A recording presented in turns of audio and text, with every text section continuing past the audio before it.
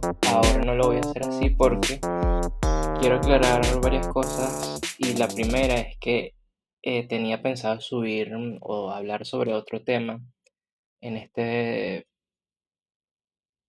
primer episodio o segundo episodio, pero a raíz de algunas cosas que han ocurrido en el país donde vivo, creo que me es más pertinente hablar sobre el problema de la deshonestidad, ¿sí?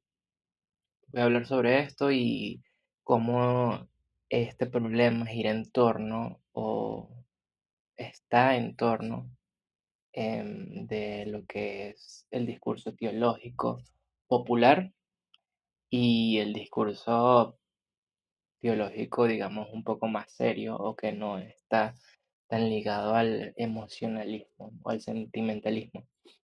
Entonces, eso es lo que quiero hablar un poco y conversar un poco de cómo se da la tragedia de ser engañado o la tragedia de mentir, ¿no? De ser víctima de la mentira. Y cómo se llega a eso, qué factores hay, qué factores hay. Entonces voy a estar comentando esas cosas y la primera cita era en torno a lo que es la intimidad y a lo que se valoró en algún momento como la afinidad que se tenía con las personas más cercanas.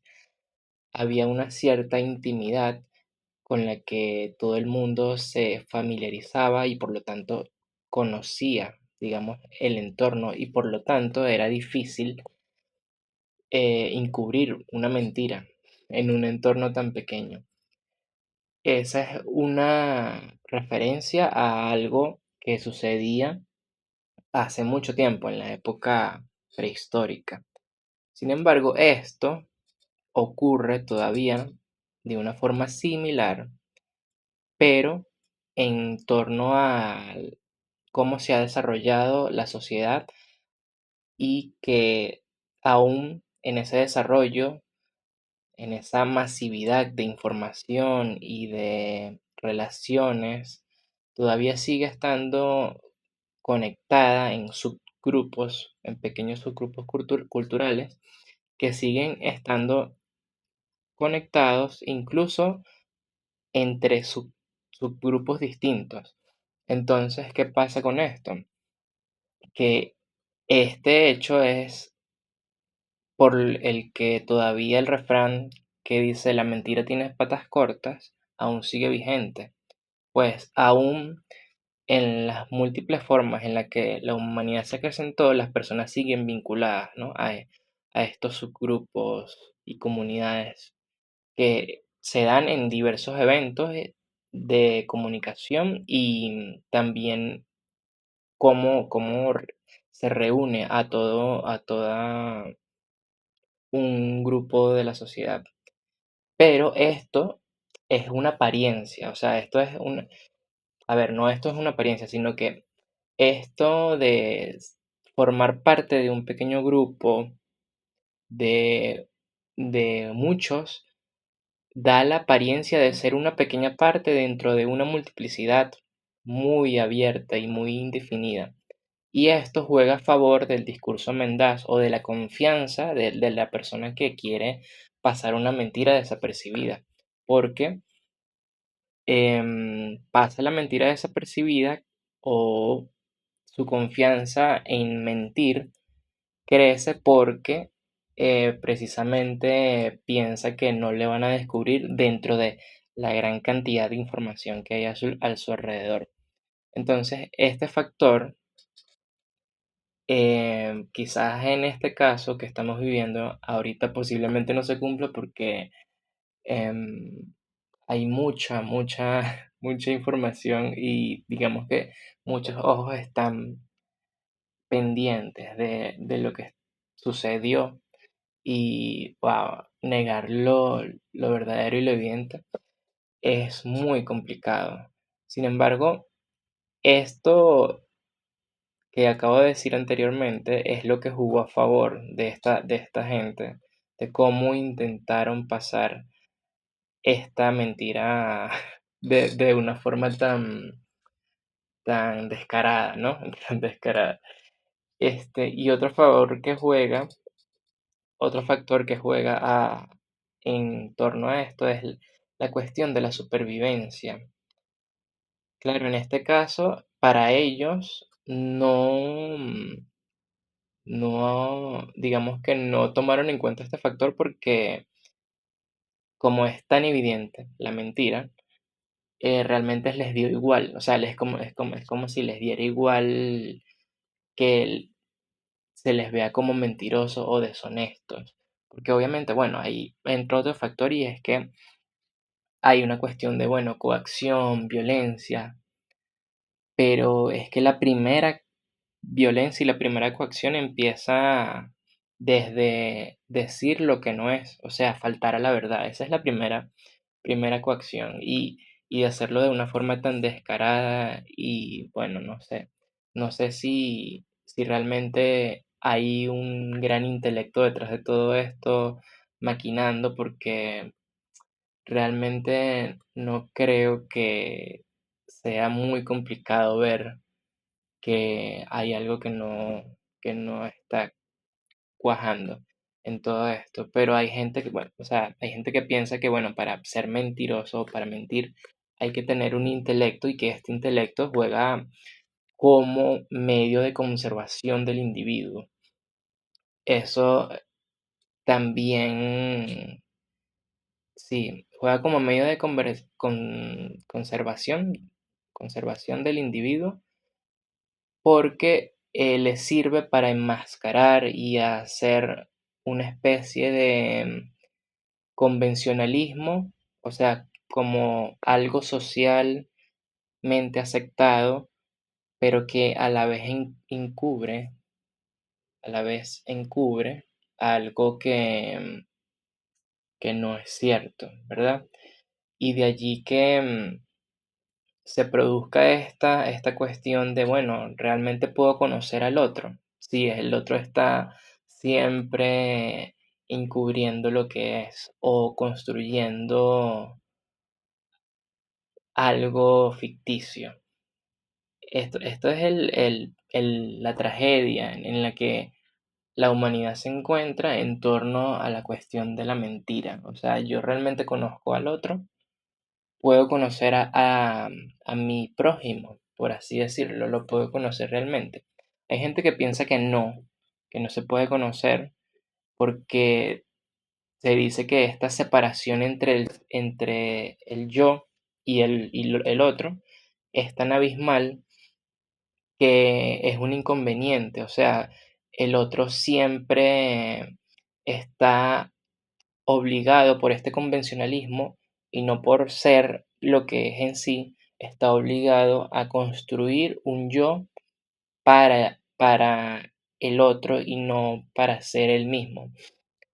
Y esto es parte de lo que ya desde antiguo, desde hace muchos años atrás, se decía que era la división entre lo subjetivo y lo objetivo, o sea, esta división que se marcó desde la época moderna casi, pero incluso desde antes, porque es que ya incluso en la religión, y este es el tema, ya en la religión empezaba a asomarse en los discursos religiosos, incluso antes, ya con Platón, empezaba a asomarse esta incompatibilidad, entre comillas, lo pongo entre muchas comillas, incompatibilidad entre lo subjetivo y lo objetivo, como que, bueno, son cosas totalmente diferentes.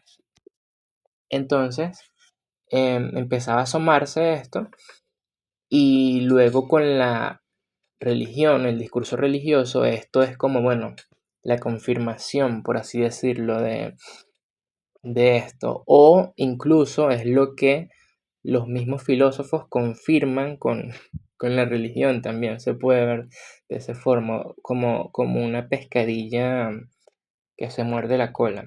por así decirlo.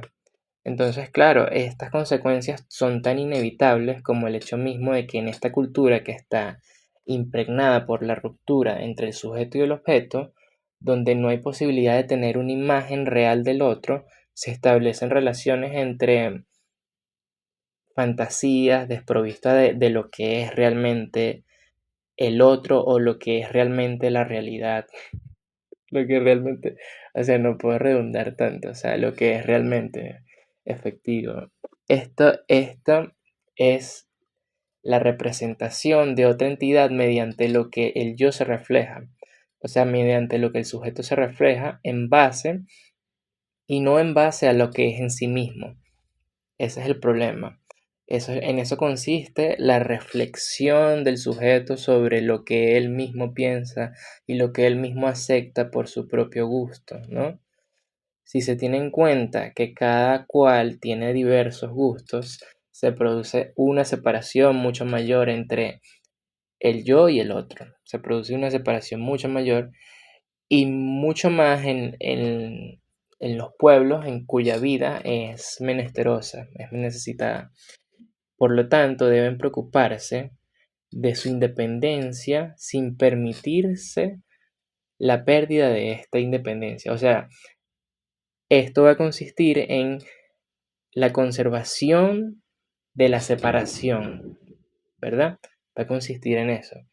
Y este es el problema ontológico que siempre ha estado en el trasfondo, siempre ha estado esa separación que se ha visto desde la filosofía, pero incluso que se construyó con un presupuesto que ya la religión lo había confirmado o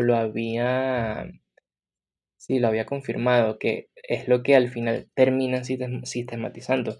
Y no es cosa del azar que la religión sea la que busca ofrecer una unidad a esta multiplicidad que es abstracta. Como tampoco es casualidad que esta cierta tradición filosófica buscara sistematizar la ética o el deber en torno a un discurso muy religioso, muy religioso, y en el sentido de que lo digo que es un poco estricto. Y aquí voy con esto del discurso religioso, y es que la gente usa este discurso religioso, y una de las cosas que me molestó muchísimo y lo primero que escuché es que, bueno, que esta persona le da las gracias a Dios, porque es gracias a Dios que él perpetuó su, su dictadura, o no sé, su malicia, por así decirlo. Entonces, claro, ese discurso, ahí uno queda, bueno, con la cara como pintada, pero ese discurso, usarlo de esa forma hacia su favor es una de las formas como se busca pasar la mentira por debajo. Se busca pasar la mentira por debajo porque a la vez está quedando como, como si no mintiera. Es como si al meter a la entidad de Dios en su discurso, es como si a partir de allí todo lo que dijera para sí mismo fuese válido y no se le pudiese refutar nada.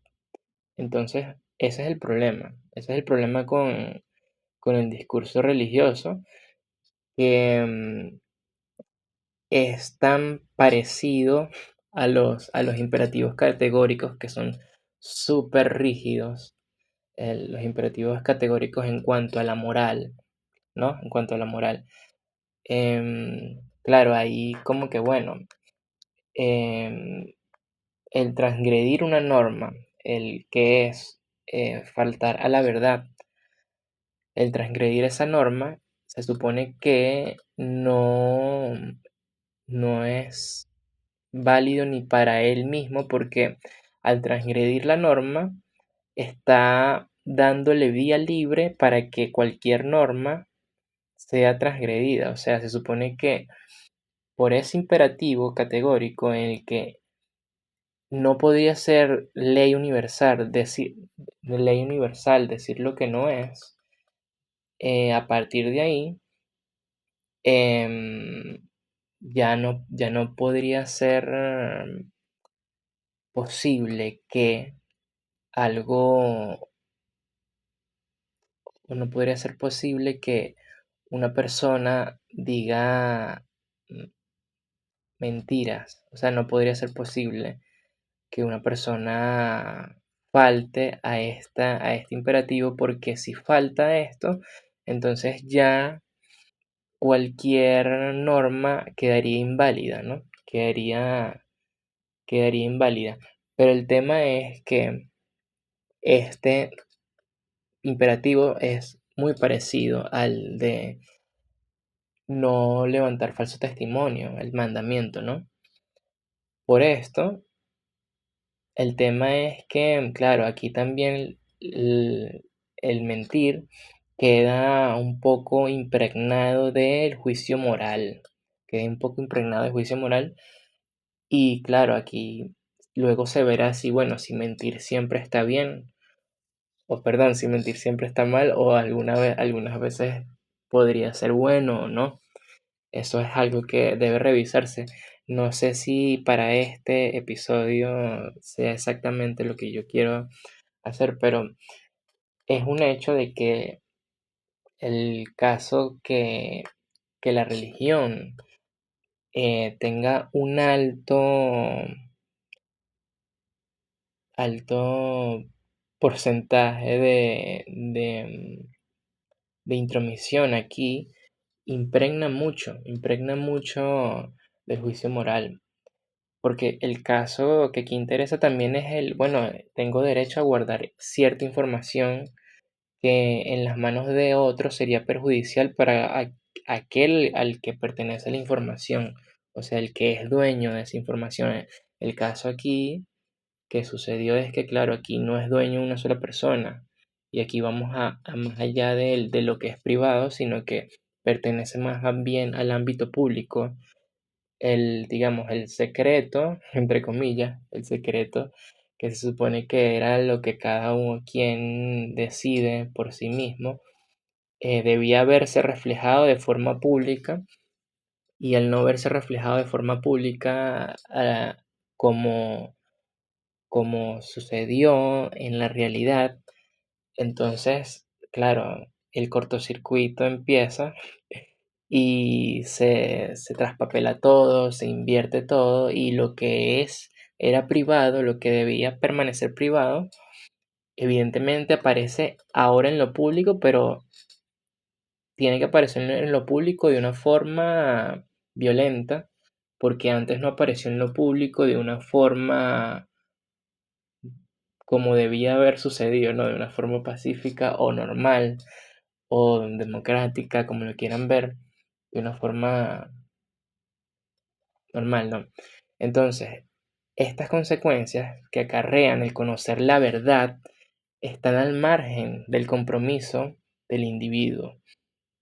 Están al margen con el compromiso del individuo, van más allá del compromiso con el individuo, puesto que aquello que tiende al mal de alguna forma o de alguna manera debía ser penalizado.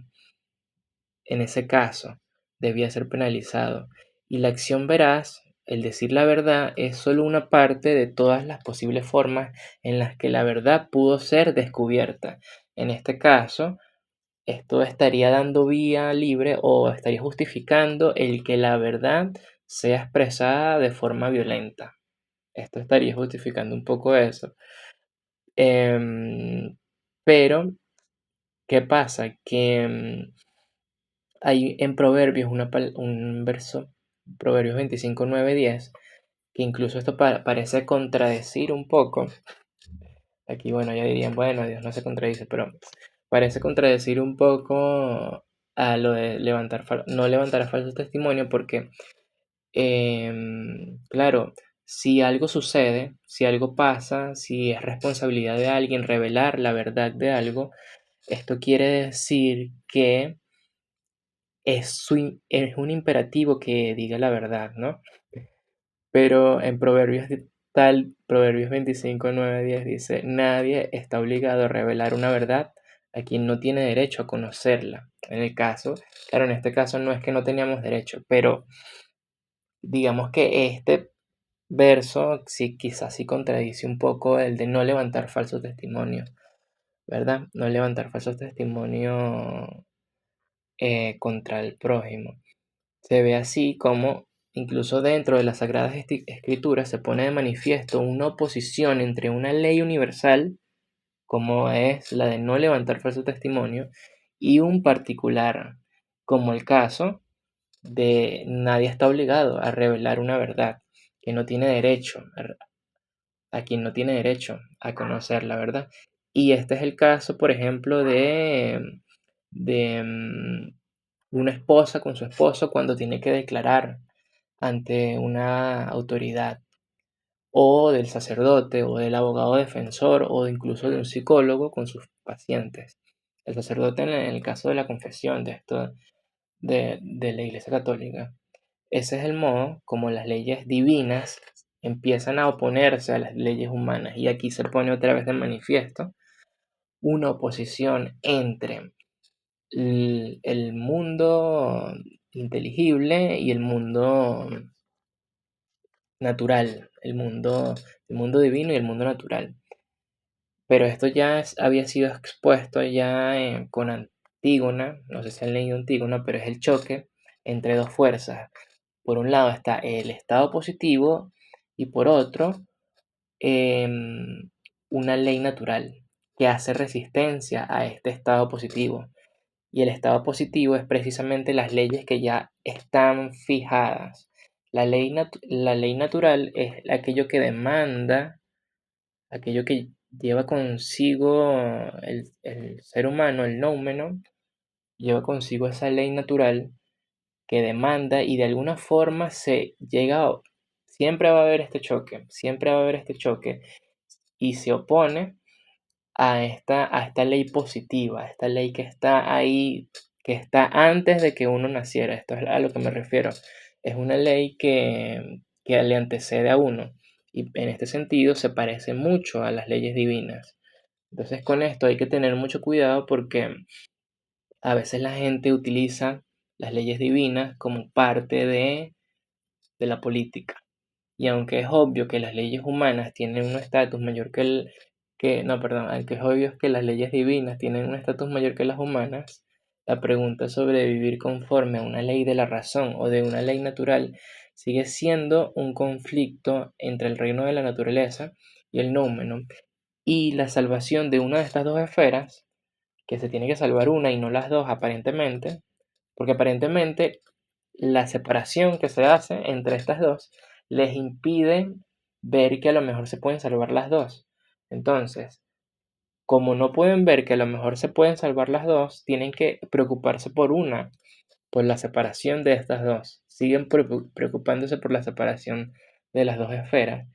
Y entonces, mediante la coacción de la voluntad y la libertad, es como pretenden salvar esta esfera, una de estas dos. Y esto se hace a través del discurso mendaz, a través de la mentira, y la víctima es el que no es capaz de ver la discordancia entre lo que se piensa y lo que se dice, la disonancia de la cual el sujeto no es consciente porque se siente ajeno a la objetividad, a donde se produce lo verdadero. ¿Y qué pasa? Se puede llamar mentiroso al que dice algo, al que no dice genuinamente lo que sienta o piense. Pero incluso hace falta algo más, o sea, no solo hace falta estar equivocado o errado, sino es una persona que es intencionalmente desleal o traicionera. Esta necesariamente tendrá intención de hacer errar a otro, hacerlo creer algo que no es. Esto se da tanto para el que recibe la información, el engañado, pero con una mayor tragedia para el que no siente lo que expresa. Y este es el tema del que el que no siente lo que expresa es aquel que está oprimido todavía, aquel que está oprimido por una fuerza que es, bueno, mayor, por así decirlo, y esta fuerza mayor a veces es el amo o el señor que está por encima del esclavo, y que en este caso el amo sería aquella persona que tiene un poder sobre el otro. Pero a veces este amo puede ser una especie de conciencia divina, una especie de juez castigador, una conciencia un verdugo de la conciencia, por así decirlo. Y aquí es donde entran las similitudes entre el discurso teológico, por así decirlo, como del Dios, como aquel que castiga, y la similitud que tiene esto con el ser déspota, autoritario y arbitrario. Y este drama trágico envuelve varias circunstancias, en la cual también la valoración moral de la mentira va a fluctuar, principalmente entre las partes involucradas y la relación de poder entre ellas. Esta potencia, la potencia del conocimiento que se tiene sobre algo o sobre un otro, es usado en función de una mera perspectiva egoísta y se hace unilateral y arbitraria. En este sentido, el concepto de deseo es clave para comprender esto, esta fluctuación de la mentira, pues la mentira será buena o mala en virtud del bienestar que proporcione a uno o a otros. Claro, a uno o a otros porque siempre va a ser un juego de poder y ello siempre va a responder a algo que con lo que no se tiene o que se desea tener, para lo cual la verdad sería el impedimento de este objetivo. Si se tiene en cuenta que la palabra verdad, comprendida desde el griego como el no olvido, aletheia, habrá conciencia de las muchas cosas que debería tener el mentiroso en su aparato intelectual para no ser descubierto. En función de esto, el mentiroso construirá un mundo lo más parecido o lo más verosímil a la interacción de los actores, de la gente involucrada, de cara al conocimiento compartido de esa comunidad de hablantes, específicamente aquellos que buscan engañar. Y este es el tema que la gente aquí, bueno, yo no sé si realmente conoce o hizo ese estudio, realmente no, yo dudo eso. Pero aquí el tema que quiero resaltar es que aquí hay una especie de importancia en cuanto a lo que es la convención, que juega un papel importante al momento de mentir, al convencionalismo. Resulta que las cualidades del lenguaje, cómo usamos el lenguaje, es precisamente una convención. Y lo que cuenta es, al hablar con verdad, es aquello que decimos se tiene por verdadero como hecho social. ¿Qué pasa? Que si vemos la verdad de esta forma, la verdad se degrada y es invertida completamente respecto a su concepto original, puesto que lo que se comprende así solo no se comprende como objetividad, sino como intersubjetividad, o sea, lo que cada individuo de cada comunidad cree y no lo que es en sí, o sea, ahí se ve todavía la separación. Allí se da lugar a los actos de habla comunes e informales, donde los conceptos se transmitirán como metaforizaciones. Y aquí está lo peligroso, el pretender captar la verdad mediante metáforas. Las metáforas es algo que no es en sí, algo a partir de lo que no es en sí mismo, sino algo que es verosímil, pero no es en sí. En muchos casos, pretender esto, captar esta verdad a partir de esas metáforas, serán consecuencias o de alguna forma víctimas de ideas aprendidas mediante estas metáforas que son creadas en un entorno. O sea, para comprender una metáfora y comprender lo que en realmente quiere decir la metáfora, se tiene que formar parte de una comunidad, ¿sí? Si no, no se va a comprender, pero formando parte de esta comunidad y estando allí, em, de esta forma quedamos como, bueno, ok, entendemos esto, pero al final me está queriendo decir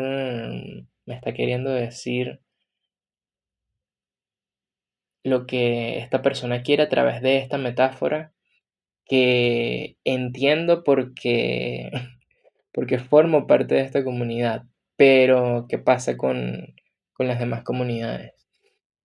Para el astuto, que es el mentiroso, que ve el potencial que tiene esto, tomará la posición abiertamente mendaz y empezará a mentir mediante metáforas.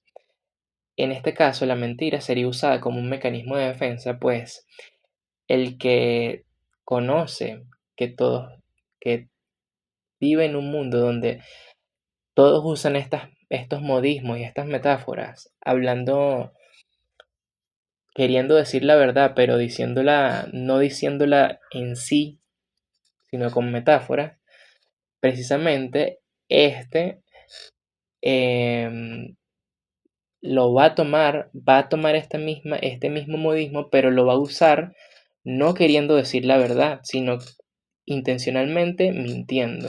Esto es el tema. Precisamente porque este no carece de inteligencia. Obviamente hay que ser astuto para mentir.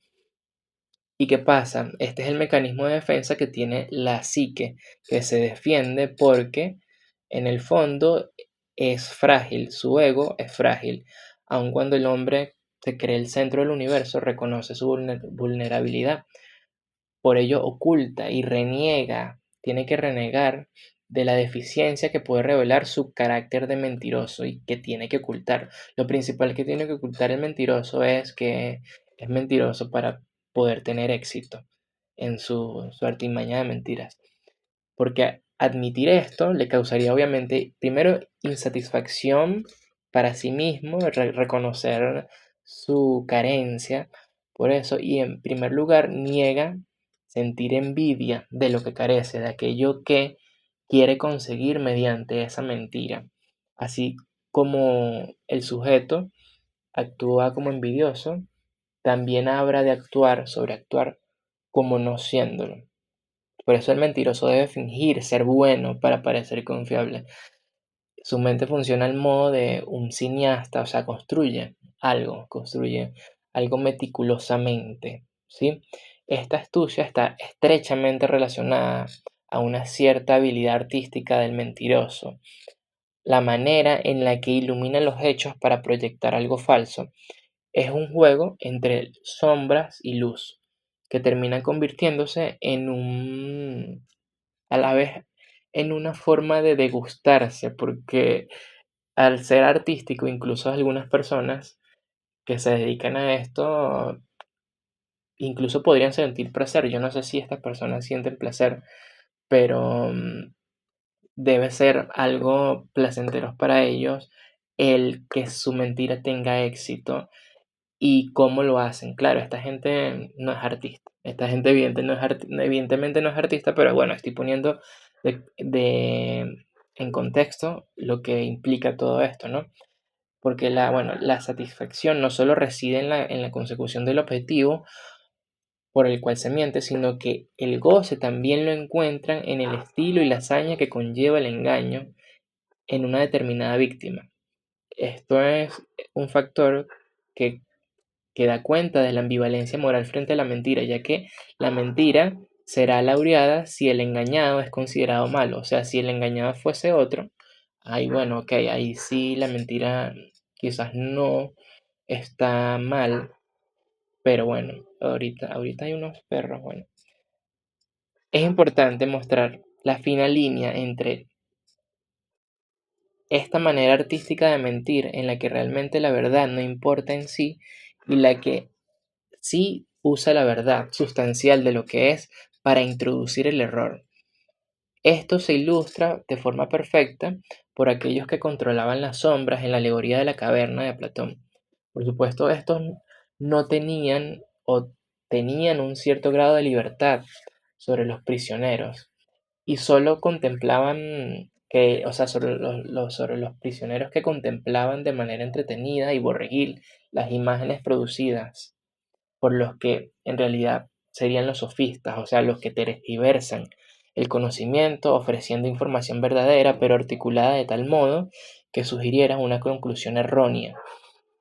Lo que estos no advierten es que ellos, que no tienen cadenas, que tienen la posibilidad, o sea, que no solo están viendo las sombras, ellos tampoco son libres, y esto lo voy a explicar aquí, porque tampoco pueden comprender el mundo tal cual es objetivamente, no lo comprenden porque siguen dentro de la caverna, siguen dentro de la caverna, están presos, no están presos, pero siguen dentro de la caverna, o sea, no han salido a ver el mundo, sino que están presos en su propio parecer, y esto es una positivización igualmente de la mentira, como antes han positivizado lo que es meramente apariencial. Precisamente son estos los que utilizarán el pretexto de que la mentira es válida porque la verdad, entre comillas, no existe. Esto lo justifican, es una especie de escepticismo frío y tibio, porque se piensa que necesitamos las mentiras para tratar de vencer la realidad, cuando la realidad se nos muestra tal cual es y simplemente tenemos que vivirla y abrazarla. La mentira se piensa como una necesidad, se piensa como una necesidad y esto es por lo que no son libres realmente, porque necesitan traicionarse a sí mismos, traicionar lo que sienten para, entre comillas, vivir, ¿no? Que llaman vida algo que no es vida tampoco. Y bueno, se piensa que la adecuación entre lo dicho y lo hecho es imposible porque se pone un abismo entre ellos, entre lo dicho y entre lo hecho se pone un abismo. Y aquí se marca nuevamente una separación, así como se marcó antes entre lo subjetivo y lo objetivo, ahora se marca una separación entre la forma y el contenido, donde la verdad es un mero formalismo y no importa el contenido que ella desprende. No pueden comprender que lo más importante y lo profundo del ser, de lo que es la esencia de algo. Su conocimiento, que es parcializado, separado, lo sigue separando de lo que es verdadero y que es la vida como es realmente en libertad. Ante la falta de contenido y el exceso de formalismo de su estructura informativa mentirosa y mendaz, hay una abstracción vacía que deja por fuera lo particular, lo importante también. Por eso el mentiroso también requiere una capacidad de improvisación para tapar los cabos sueltos que podrían dejar sin sentido la historia mendaz frente a una situación irregular o impredecible. Pero ¿qué pasa? Ante esta positivización que ellos tienen, el único acontecimiento que está fuera de control del mentiroso, que no pueden anticipar, es la negación y la resistencia, que es el impulso de la voluntad libre. Este es tan punzante como la naturaleza del pensamiento, de la razón, el intelecto razonante, en el cual se concibe lo que es efectivamente real. Aquí la forma está intrínsecamente comprendida por el contenido como está en ella. El modo como se conoce es tal cual es la conciencia de la unidad entre contenido y forma. O sea, el modo como se conoce es tal cual es, ¿sí? En eso consiste el conocimiento que se tiene, en que la verdad puede comprenderse y aplicarse. Se produce el concepto de la libertad así para el hombre comprendida por una racionalidad estratégica. ¿Qué pasa? Que hay una especie de justificación de carácter ontológico y determinista que dice, bueno, que realmente no se puede ser libre porque las ciencias naturales dicen que no hay nada de eventos azarosos y todo hecho se encuentra en una cadena de causas, incluida la acción humana.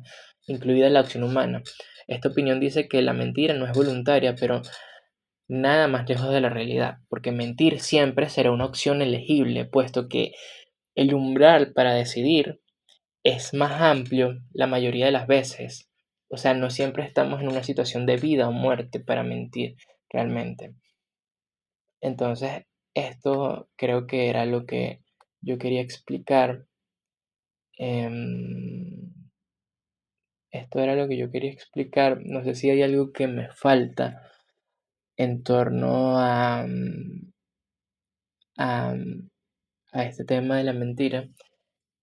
Pero bueno, el tema de la verdad, claro, hay que tener cuidado con la verdad porque se puede mentir diciendo la verdad. Esto ya lo vimos. Se puede mentir diciendo la verdad, pero, o ya lo dije, ya lo dije, pero la verdad es importante, obviamente. El conocer la verdad. Porque si uno, el que no conoce la verdad, está en desventaja con el que sí conoce la verdad precisamente y utiliza la verdad para mentir, para hacer al otro caer en equivocación o en error. Ese es el tema. Y em, es lamentable, lamentable. Estaba pensando si había algo más que me faltaba por decir, pero bueno, en el caso de, bueno, la fluctuación, la intención atribuida a la persona, sí, bueno, ya eso más o menos lo comenté, si es desdeñosa la mentira o si es buena. Eso no es para este tema en este caso, pero también hay que tener cuidados porque hay veces que una mentira puede salvar una vida. Entonces, bueno, hay que tener cuidado, hay que tener cuidado. Otra cuestión importante es que se debe tener en cuenta que el uso de la verdad como un medio para hacer errar no es el fin en sí mismo, sino parte de un manual con el que se pretende conseguir o conservar algo. Aquí es lo que había dicho con el de salvar una vida. Por eso se seguiría o seguiría siendo el momento parcial para el mentiroso, pues su fin verdadero y éxito radica en que no se ha descubierto.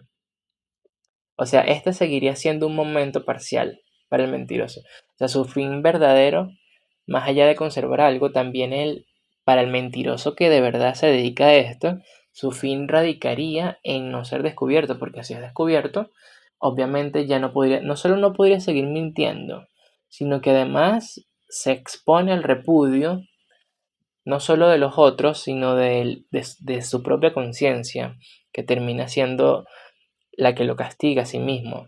Y en este caso, ya entraríamos en una conciencia, en el ámbito teológico, metafísico. Se niega al encubrir constantemente su mentira. Se niega a sí mismo a reconocer extensas áreas de su conciencia. O sea, este negarse a sí mismo en el fondo es una tragedia para sí. Se produce así una degradación gradual del mentiroso, pero al mismo tiempo un envilecimiento de lo que es ver la verdad, que la vida alrededor de ese individuo es una construcción de ficciones con malas intenciones. En esa transfiguración de la verdad se produce la extrañeza del otro y para sí, o sea, para sí mismo, en algo que permaneció oculto y que luego salió a la luz, o sea, lo que es verdad, aquello que se decía que es la verdad, lo más justo y lo más bueno, en algunos casos, al ser conocida, puede ser como, oye, algo un poco funesto. Entonces, cuando sale de esta forma, cuando sale con violencia, con la violencia que supone el mentir, ¿sí? No obstante, la verdad es extraña tan solo para aquel que es ingenuo respecto del conocer. Se teme a la verdad porque se enseñó que ella era un medio y no un fin. Aquí el tema con el discurso teológico también, que a veces se ve el conocimiento como un medio. El conocimiento no es un medio, ¿sí? El conocimiento no puede ser un medio porque pone una separación entre el fin y qué es el fin, obviamente. El fin, todos sabemos que es el fin, o es el fin para cada cual puede ser distinto, pero el fin es la libertad. Em, y se pone una separación entre la libertad, el medio y el que busca este fin. No puede haber un medio porque está separando de lo que de por sí debería ser esencialmente algo ya conectado. ¿Qué pasa? Bueno, que aquí, bueno, vivimos en una sociedad putrefacta y bueno, pero según esta creencia de que el conocimiento es un medio, es- estaría a salvo de todo aquel que siguiese los pasos de este manual. Y es allí donde se excusan los religiosos con formas sutiles de mentir. Por un lado, está la reserva mental de los religiosos. Dice, Dios escucha la verdad que el interlocutor oculta a todos menos a Dios, una entidad que en su propia naturaleza y conciencia ya sabe toda la verdad. Este sería el pretexto dogmático con el que se pretende em, cerrar el acceso de una verdad o borrar del acceso de una verdad que es superior y absoluta. Ese fin justificaría cualquier medio que sea congruente con alcanzar esa verdad. ¿Ves? Se ven para para el discurso religioso hay mentiras que son, o para este discurso religioso hay mentiras que son susceptibles de perdón.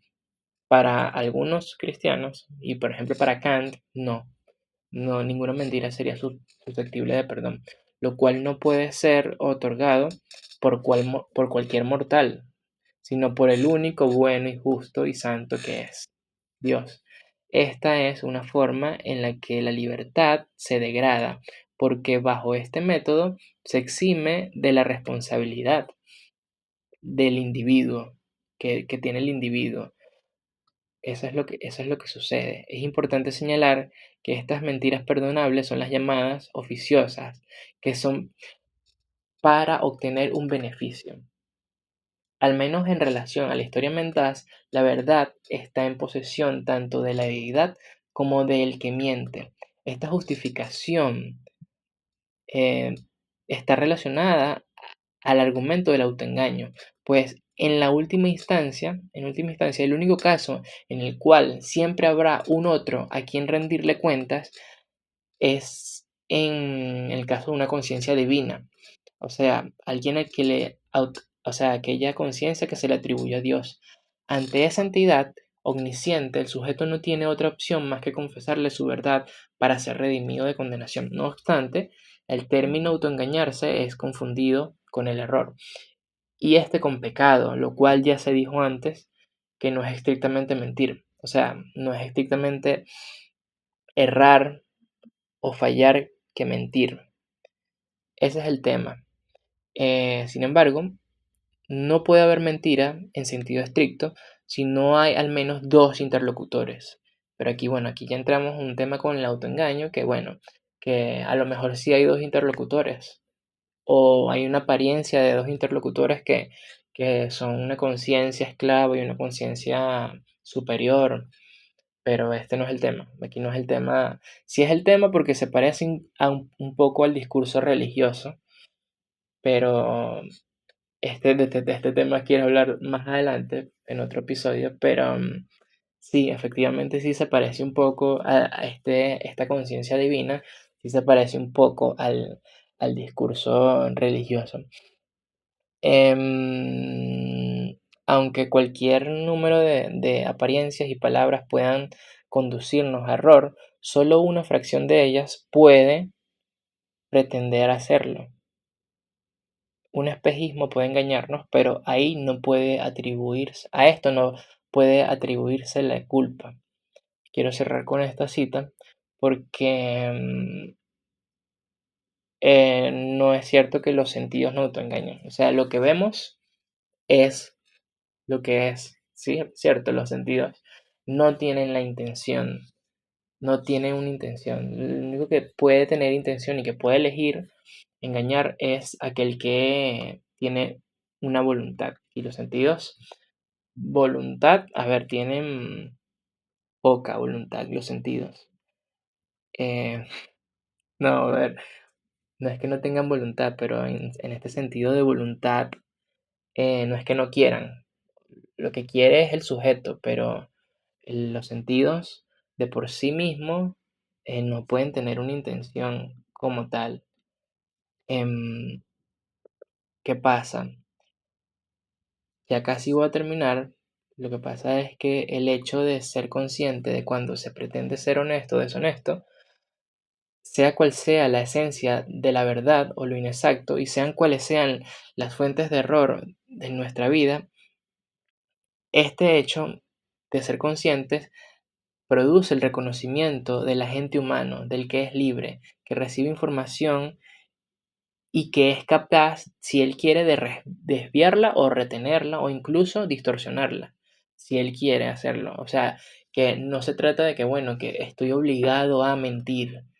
No se trata de que no hay otra opción, sino que es elegible mentir. Es elegible y es una opción que da cuenta de la libertad. O sea, de la libertad. El tema es que, bueno, como ya lo dije, hay que ver por qué se miente, ¿no? Hay que ver por qué se miente y si se miente porque realmente no se conoce la verdad o si se conoce la verdad. Entonces, bueno, sí, ya hablé un poco sobre la cuestión de la omisión, un poco, el discurso teológico y todo esto. Esto era todo lo que quería conversar hoy. No sé si había algo que me faltaba, pero me parecía importante em, es- indagar en este tema a raíz de todo lo que ha sucedido estos últimos días y todas estas cosas que están pasando. Porque todo está conectado siempre, todo está conectado y es importante tratar de ver estas conexiones. El tema es que no todos ven estas conexiones que hay, cómo se conecta el discurso religioso que tenemos por herencia y también el discurso metafísico que también tenemos de una forma por herencia, y cómo se conecta y confluye todo todavía en esta época. Entonces, esto hay que tenerlo muy presente. Espero que en el próximo episodio hable sobre otras cosas que tenía pensado hablar. El próximo episodio creo que va a ser sobre el cristianismo también, pero un poco más light, no es como hoy, va a ser un poco más light, pero incluso va a estar bueno. Nos vemos en un próximo episodio y estén bien.